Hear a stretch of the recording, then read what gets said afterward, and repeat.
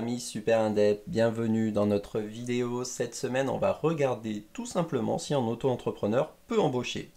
Et je vous le dis tout de suite, la réponse est oui, mais c'est pas parce que la réponse est oui qu'il faut le faire.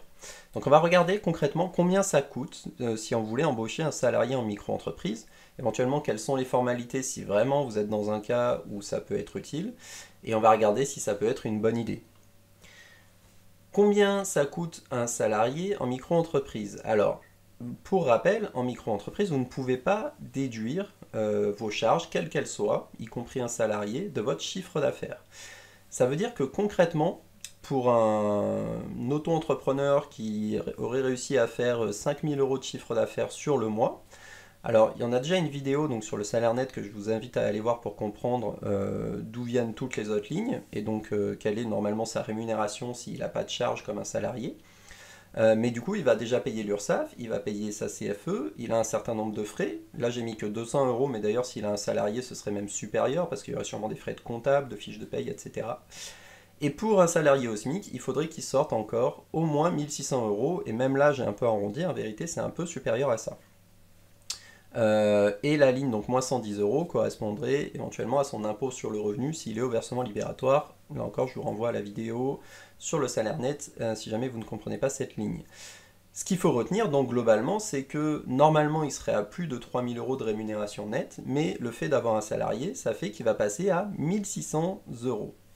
Et plus grave que ça, la problématique, c'est que du coup, cette charge qu'il paye, donc ce salarié, ces 1600 € qui ne vont jamais dans sa poche, bah, concrètement, notre auto-entrepreneur, il va quand même payer des charges dessus, il va quand même payer les charges URSSAF sur ce montant-là, comme si c'était allé dans sa poche.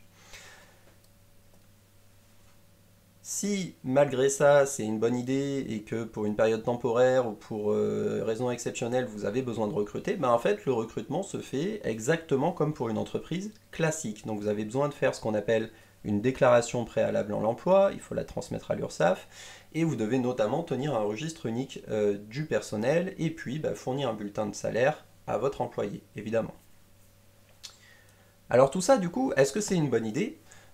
Franchement, non, tout simplement parce que dans ce statut, du coup, vous allez, encore une fois, je répète, vous allez vous retrouver à payer des charges sur de l'argent qui ne pourra jamais aller dans votre poche. De façon générale, la micro-entreprise, si vous avez beaucoup de frais, et concrètement un salarié, c'est des frais, c'est des charges, ce n'est pas intéressant, ce n'est pas le bon statut, c'est juste pas fait pour ça, tout simplement. La micro-entreprise, c'est très souple, ça permet de faire beaucoup de choses quand on est seul, mais dès qu'il s'agit d'être plusieurs, que ce soit en étant associé ou que ce soit en étant avec des salariés, ce n'est plus adapté. Donc si vous êtes dans ce cas-là, si vraiment vous avez une période transitoire, vous avez besoin de ça, pourquoi pas. D'ailleurs, éventuellement, je vous invite en commentaire de cette vidéo à me dire si vous voyez des cas où vraiment ce serait pertinent de faire ce genre de choses.